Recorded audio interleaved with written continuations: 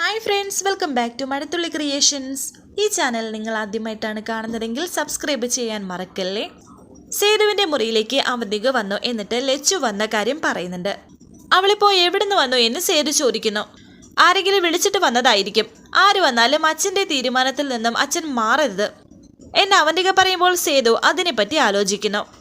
സച്ചിയെ കാണിക്കുന്നുണ്ട്. സച്ചി വളരെ ടെൻഷനോടെ നിൽക്കുകയായിരുന്നു. അവിടേക്ക് അനൂപും മീരയും കമലയും വന്നു. ചടങ്ങ് നടത്താൻ സേതുവേട്ടന് താല്പര്യമില്ലാത്ത സ്ഥിതിക്ക് ഇതിനിപ്പോൾ വേണ്ടെന്ന് വെക്കാം. ഇനി സേതുവേട്ടനെ നിർബന്ധിക്കണ്ട എന്ന് കമല പറയുമ്പോൾ മീര പറയുന്നുണ്ട്, അത് തന്നെയായിരിക്കും നല്ലത്. ഇത്രയും പ്രശ്നങ്ങളൊക്കെ ഉണ്ടായ സ്ഥിതിക്ക് ഇനി ഒരു കാരണവശാലും അങ്കിള് സമ്മതിക്കില്ല. സച്ചി, ഞാനൊരു കാര്യം പറയട്ടെ. അച്ചുവിൻ്റെയും മനസ്സ് ആകെ വിഷമിച്ചിരിക്കുകയാണ് ഈ ഒരു സിറ്റുവേഷനിൽ. അച്ചു ഇവിടെ നിന്നാൽ അവൾക്ക് കൂടുതൽ വിഷമാവത്തേ ഉള്ളൂ. അതുകൊണ്ട് കുറച്ച് ദിവസത്തേക്ക് അച്ചുവിനെ ഞാൻ വീട്ടിലേക്ക് കൊണ്ടുപോവുകയാണ്. സച്ചി എന്ത് പറയുന്നു എന്ന് ചോദിക്കുന്നുണ്ട്. ഇത് മീരയ്ക്ക് ഇഷ്ടമാവുന്നില്ല എങ്കിലും തുറന്ന് പറയുന്നില്ലെന്നേ ഉള്ളൂ. ആരും പോവരുത്. ഈ വളകാപ്പ് ചടങ്ങ് നമുക്ക് നിർത്താം. വളകാപ്പ് ചടങ്ങ് നമുക്ക് നടത്താമെന്ന് പറയുന്നുണ്ട് സച്ചി. അനൂപ് ചോദിക്കുന്നു, അങ്കിള് ഇങ്ങനെ വാശി പിടിച്ചിരിക്കുമ്പോൾ എങ്ങനെയാ നടത്തുന്നത്? സച്ചി പറയുന്നു, അതൊന്നും എനിക്കറിയില്ല. പക്ഷേ ഈ ചടങ്ങ് നടന്നേ തീരൂ. എത്ര റിസ്ക് എടുത്തിട്ടായാലും അത് നടത്തിയേ പറ്റൂ. അച്ഛനുണ്ടെങ്കിൽ അച്ഛൻ്റെ സാന്നിധ്യത്തിൽ, അച്ഛനില്ലെങ്കിൽ അച്ഛനില്ലാതെ തന്നെ. സേതുവേട്ടനെ ആര് പറഞ്ഞ് സമ്മതിപ്പിക്കാനാ? അതിന് എന്തെങ്കിലും വഴിയുണ്ടോ എന്ന് കമല ചോദിക്കുന്നു. അവിടേക്ക് മറ്റൊരു കാറും എത്തി. കാറിൽ നിന്നും ഇറങ്ങുന്നത് സഞ്ജു. സഞ്ജുവിനെ കണ്ടതും സച്ചി വളരെ സന്തോഷത്തോടെ നിൽക്കുന്നുണ്ട്. രണ്ടുപേരും സന്തോഷത്തോടെ കെട്ടിപ്പിടിക്കുന്നു. ഇതെന്താ, ചടങ്ങ് തുടങ്ങിയില്ലേ അതോ ചടങ്ങ് കഴിഞ്ഞോ എന്ന് സഞ്ജു ചോദിക്കുന്നുണ്ട്. നീ എന്താ ലേറ്റായത് എന്ന് സച്ചി പറയുമ്പോൾ സഞ്ജു പറയുന്നു, അത് കുറച്ച് ലേറ്റായി. അതുകൊണ്ട് വരാനും കുറച്ച് ലേറ്റായി. നിന്റെ കോമഡി കേൾക്കാൻ പറ്റിയ മൂഡിലല്ല. എനിക്കൊരു പ്രോബ്ലം ഉണ്ട് എന്ന് സച്ചി പറയുമ്പോൾ സഞ്ജു പറയുന്നുണ്ട്, എന്ത് പ്രോബ്ലം? നീ കാര്യം പറ. എന്തായാലും നമുക്ക് ഡീല് ചെയ്യാം. സന്ദീപും അവിടേക്ക് വരുന്നു.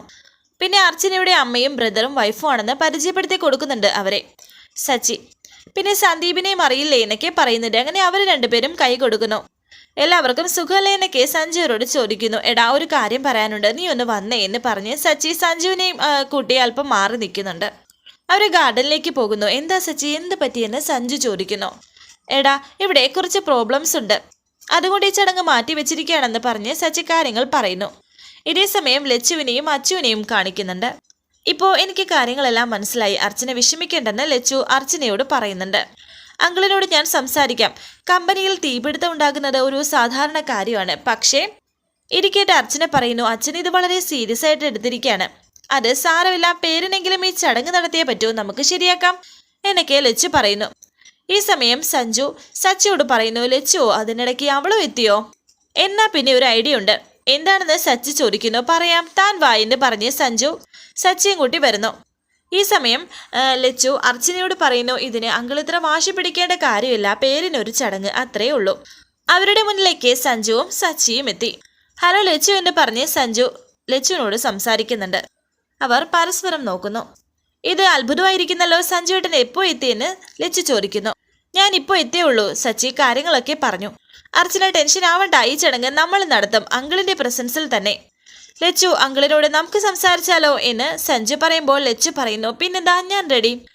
നിങ്ങൾ ഈ സെന്റി മുടക്കി കഴിഞ്ഞ് ഹാപ്പി ആയിട്ടിരിക്കും, നമുക്കെല്ലാം ശരിയാക്കാം എന്ന് സഞ്ജു. രണ്ടുപേരും കൂടി താഴേക്ക് പോകുന്നു. സേതുവിന്റെ മുന്നിലേക്ക് സഞ്ജുവും ലച്ചുവും വന്നു. നിങ്ങൾ പറയുന്നത് എനിക്ക് മനസ്സിലാവും, പക്ഷേ എൻ്റെ മാനസികാവസ്ഥയും കൂടി നിങ്ങൾ മനസ്സിലാക്കണം എന്ന് അദ്ദേഹം പറയുമ്പോൾ സഞ്ജു പറയുന്നു, അങ്കിൾ പറയുന്നത് ശരിയാണ്, പക്ഷെ വളരെ പ്രതീക്ഷയോടെയാണ് സച്ചി ആഘോഷമാക്കാൻ തീരുമാനിച്ചത്. ഈ ചടങ്ങിൽ പങ്കെടുക്കണമെന്ന് പറഞ്ഞ് അവൻ എന്നെ വിളിക്കുമ്പോൾ അവൻ്റെ എക്സൈറ്റ്മെന്റ് ഞാൻ തിരിച്ചറിഞ്ഞതാണ്. അവരുടെ ജീവിതത്തിലെ ഏറ്റവും പ്രധാനപ്പെട്ട മുഹൂർത്തമാണ്. ഈ ചടങ്ങിൽ നിന്ന് മംഗള മാറി നിൽക്കരുത്, ഇത് ഞങ്ങളുടെ ഒരു റിക്വസ്റ്റ് ആണ് പ്ലീസ് എന്നൊക്കെ പറഞ്ഞ് രണ്ടുപേരും നിർബന്ധിക്കുന്നു. അങ്കിളിന് അറിയില്ലേ എൻ്റെ കാര്യം, സച്ചിയേട്ടൻ്റെയും അർച്ചനയുടെയും ഒരു ലൈഫ് കൊണ്ട് ഞാൻ ഏറെ സന്തോഷിച്ചിട്ടുണ്ട്. അവരെക്കുറിച്ചുള്ള എല്ലാ വിവരങ്ങളും ഞാൻ അന്വേഷിക്കാറുണ്ടായിരുന്നു. അപ്രതീക്ഷിതമായിട്ടാണ് ഇങ്ങനെ ഒരു ചടങ്ങ് ഞാൻ ഇവിടെ നടക്കുന്നുണ്ട് എന്ന് അറിഞ്ഞത്. വളരെ സന്തോഷത്തോടു കൂടിയാണ് ആരോടും പറയാതെ ഞാൻ ഈ ചടങ്ങിൽ പങ്കെടുക്കാൻ എത്തിയതും. അങ്കിൾ പ്രഗ്നൻ്റ് ആവുന്നതും പ്രസവിക്കുന്നതും പ്രഗ്നൻസി പീരീഡിൽ ചടങ്ങുകൾ നടത്തുന്നതും ഒരു പെൺകുട്ടിയുടെ ജീവിതത്തിലെ ഏറ്റവും വലിയ സ്വപ്നമാണ്. ഈ വീട്ടിലെ മരുമകൾ എന്ന നിലയ്ക്ക് അങ്കിൾ ഏറ്റവും കൂടുതൽ സ്നേഹിച്ചിട്ടുള്ളത് അർച്ചനയാണെന്ന് എനിക്കറിയാം. പിന്നെ എന്തുകൊണ്ടാണ് അങ്കിൾ ഇപ്പോൾ ഈ ചടങ്ങിൽ നിന്ന് മാറി നിൽക്കുന്നത്? സച്ചേട്ടൻ്റെയും അർച്ചനയുടെയും മനസ്സ് വേദനിപ്പിക്കരുത്. അങ്കിൾ പങ്കെടുക്കാതെ ഈ ചടങ്ങ് വേണ്ട എന്ന് അർച്ചന വാശി പിടിച്ചിരിക്കുകയാണ്. പ്ലീസ് അങ്കിൾ ഇപ്പോഴത്തെ സിറ്റുവേഷൻ ക്രൂഷ്യലാണ്, അത് എനിക്കറിയാം. പക്ഷേ അതിനിടയ്ക്ക് ഈ കൊച്ചു കൊച്ചു സന്തോഷങ്ങളല്ലേ, അതല്ലേ ലൈഫ് മുന്നോട്ട് കൊണ്ടുപോകുന്നത് എന്നൊക്കെ ലച്ചു പറയുമ്പോൾ സേതു പറയുന്നുണ്ട്, മോളെ ചടങ്ങ് നടത്തരുതെന്നും ഞാൻ പറഞ്ഞില്ല. എന്റെ ചടങ്ങ് വേണമെങ്കിലും അവർ നടത്തിക്കോട്ടെ, അതിന് എനിക്കൊരു കുഴപ്പമില്ല. പക്ഷെ അതിൽ പങ്കെടുക്കാൻ നിങ്ങൾ എന്നെ നിർബന്ധിക്കരുത്. നിങ്ങൾ രണ്ടുപേരെയും കണ്ടതിൽ എനിക്ക് ഒരുപാട് സന്തോഷമുണ്ട്. നിങ്ങൾ ചെന്ന് സച്ചിയോടും അർച്ചനയോടും ചടങ്ങ് നടത്താൻ പറയും. ലച്ചു പറയുന്നു, അങ്കിൾ ഇല്ല, ഈ ചടങ്ങിൽ അങ്കിൾ ഇല്ലെങ്കിൽ പിന്നെ അവർക്ക് എന്താ സന്തോഷം? അങ്കിളിന്റെ പേരക്കുട്ടിയാണ് അർച്ചന പ്രസവിക്കാൻ പോകുന്നത്. അതിന് ഒരുപാട് പ്രശ്നങ്ങൾ ഉണ്ടാകും. പക്ഷേ പ്രശ്നങ്ങളില്ലാത്ത ആരുമില്ല. എങ്കിലും ജീവിതത്തിൽ ചില സന്തോഷങ്ങളൊക്കെ നമ്മൾ പങ്കുവയ്ക്കണ്ടേ? ഇന്നത്തെ ദിവസം അങ്കിൾ അവരെ ചേർത്ത് പിടിച്ചില്ലെങ്കിൽ പിന്നെ അവരെ സ്നേഹിക്കുന്നു എന്ന് പറയുന്നതിൽ എന്തർത്ഥമാണുള്ളത്? നിങ്ങൾ പറയുന്നത് ശരിയാണ്. പക്ഷേ ഈ അച്ഛൻ ഇപ്പോൾ ഇതിന് മാത്രമേ കഴിയൂ. അർച്ചനയുടെ വളകാപ്പിന് പങ്കെടുക്കാതെ മാറി നിൽക്കുന്നത് ഞാൻ ചെയ്യുന്നത് മഹാ അപരാധമാണെന്ന് എനിക്കറിയാം.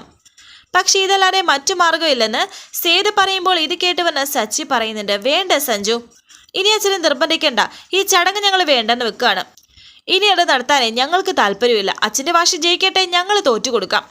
ഞങ്ങളുടെ ഏറ്റവും വലിയ സ്വപ്നത്തെ ചവിട്ടി അരച്ചതിൽ അച്ഛൻ സന്തോഷിക്കട്ടെ. അച്ഛാ, നെല്ലിശ്ശേരിയിലെ സേതുമാധവന്റെ മകനായി വളർന്നതിൽ എനിക്ക് അഭിമാനമുണ്ടായിരുന്നു. എങ്കിൽ ഇന്ന് ഞങ്ങളുടെ ഈ ചെറിയ സന്തോഷം പോലും നടത്താൻ സാധിക്കാത്ത ഈ വീട്ടിൽ ഇനി ഞങ്ങൾ താമസിക്കുന്നതിൽ എന്തർത്ഥമാണുള്ളത്? ഒരർത്ഥവുമില്ല. ഈ വീടും അച്ഛൻ്റെ സ്വത്തും സൗകര്യങ്ങളും ഒന്നും ഇന്നത്തെ ഇതിനേക്കാൾ വലുതല്ല അച്ഛാ. ഞങ്ങൾ ഇവിടെ നിറങ്ങാണ്.